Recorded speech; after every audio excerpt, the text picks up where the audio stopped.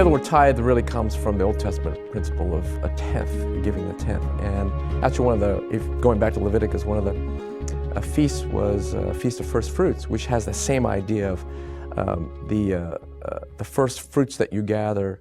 We want to honor God because He's the one that provided the fruits in the first place. We want to return that and honor God and worship Him by giving back a tenth to Him.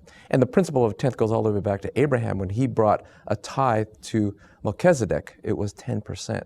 So that principle has been running throughout Scripture.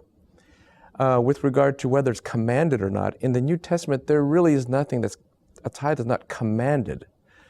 But certainly giving generously back to the Lord and to His work and to the kingdom is clear.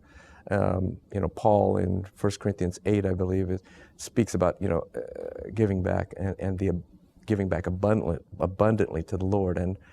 And I would say in terms of practice, it's a good place to start, 10%. A lot of people want to work up to 10%. In fact, it's better if you start with 10% and go up from there. We don't want to legalistically say, well, it's 10%, it's got to be 10%, has to be 10%. And really, if you don't want to be legalistic, then don't start at 10%. Start at 11 or 12, 13, and go up from there. I think the direction is we increasingly love the Lord through time, and we learn, and because of His graciousness to us, then we should be much more free with our hands.